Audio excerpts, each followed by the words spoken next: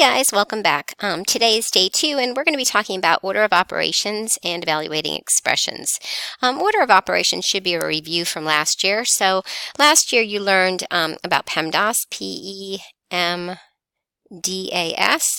and you learned that the P stood for parentheses, and this is the order that you're going to actually evaluate an expression. So parentheses, and then your E was exponents. M and D stood for multiplication and division. They operate at the same level, so you're going to do them from left to right, and then you have addition and subtraction from left to right. So that's what you learned last year. This year we're actually going to take our parentheses and make it a grouping. So the groupings, instead of a P, it might be considered to be a G. So that our grouping would include any parentheses, any brackets, any absolute value bars, okay, any radical signs, so if you have an expression underneath your radical, and also fraction bar, okay, so that would be any kind of grouping. So let's look at some examples. So we went through these in class. Again, the P in PEMDAS is more than parentheses. It's any grouping, okay, any grouping symbol, and which includes brackets, absolute value bars, and radicals. And also let's add in there a fraction bar. Okay, fraction bar too. All right, so let's just do some examples here. We start out pretty easy. Now these are kind of, we don't give you that much space on your worksheet, so you might want to get lined paper and attach it, and that's fine.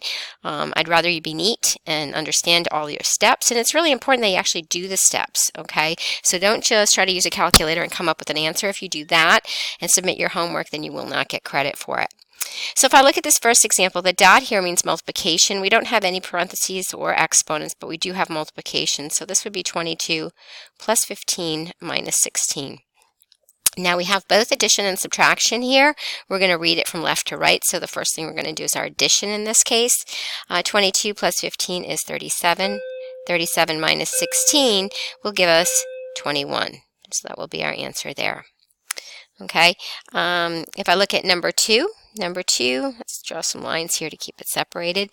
First thing we're going to do, we don't have parentheses, but we do have an exponent. 10 plus 5 cubed is going to be 125, because 5 squared is 25, and 25 times 5 is 125. Then we're going to divide by 25 minus 7. Okay, 125 divided by 25, this would be 10 plus 5 minus 7. Okay, 10 plus 5 is your 15. 15 minus 7 would be 8. Okay, the next one, we do have parentheses, so we do have two exponents inside, so we can evaluate both of those. 4 cubed is going to be 64, and 6 squared is 36, and we divide by 2. We'll do what's in parentheses, 64 and 36, we get 100. 100 divided by 2 will give us 50. Okay, so moving on. Okay, so for number 5, we actually have brackets. We have nested groupings. We've got parentheses inside of the bracket. So what we're going to do is we're going to start at the innermost parentheses, and then we're going to follow order of operations there. So inside the parentheses here, we've got an exponent. So we're going to rewrite this as 5 bracket 4 plus, and we'll evaluate 9 squared, which is 81, minus 3 to the third, divided by 2. Okay, so we're going to work with our parentheses here. So it would be 5 times, and 4 plus 81 would be 85, minus 3 cubed, divided by 2. Okay, next we're going to work inside the brackets and do our exponent. So this would be 5 times 85 minus 3 cubed would be 27, divided by 2. Okay, 85 minus 27 is 58. Okay, that would be divided by 2. 58 times 5 would be 290. 290 divided by 2 would be 145. Okay, so looking at the next one, we've got, we don't have any parentheses. We don't have any, we do have an exponent. So 3 to the 4th power would be, we did 3 times 3 times 3 times 3. It's like 9 times 9, which is 81, minus 8 divided by 8 thirds plus 6. Okay, looking at our operations, we've got a subtraction and division and addition. So we're going to do our division sign first. So 8 divided by 8 thirds. So remember fractions, we take 8 make it a fraction, 8 over 1, and instead of division, we turn it into multiplication, and we take the reciprocal. Okay, so 8 over 1 times 3/8, I'm going to cross simplify here, and we'll get 3 over 1, which is 3. So this would become 81 minus 3 plus 6. Okay, 81 minus 3 is going to give us 78. 78 plus 6 would give us 84. All right, number 6, we're going to start with our division. So we've got negative 4 plus 8 minus 8 times 4. Next we'll do our multiplication, negative 4 plus 8 minus 32. Now we'll go left to right. We've got negative 4 plus 8, which is 4, minus 32, which is going to give us a negative 28. Okay. So now we're going to simplify expression given using the given replacement values. What I want you to do here is be very careful. See where this says given m is equal to negative 4 and n is 2. Every time you see an m here, you're going to substitute in negative 4. Now this is multiplication because here your 9 is a coefficient. So you want to make sure it's 9 times negative 4 minus 2 times 2. This would be negative 36 minus 4, which would give us negative 40. Okay, number 8, we've got some absolute value, and it's x squared. In this case, x is negative 6. I want you to be really careful to put that in. Anytime you have a negative, make sure you put it in parentheses. So we've got negative 6 squared minus 3 times y, and our y is 2/3. Okay, close absolute value divided by 2. Okay, and the reason I had you put the negative 6 in parentheses is you've got to be careful on a calculator. If you use a calculator, and you put in negative 6 squared and you hit enter equal, you're going to get negative 36. You've got to be careful because the way the calculator works, even though negative 6 times negative 6 is positive 36, the calculator takes the 6 and squares it, gets 36, and then takes a negative of it. So you've got to be super careful if you're using the calculator to put that negative 6 in parentheses. That will force it to take negative 6 times itself, which gives you positive 36. So in this case, we'll have 36 minus 3 times 2/3, okay, divided by 2. Okay, next I'm going to take what's inside the grouping, and I'm going to evaluate 3 times 2/3, okay?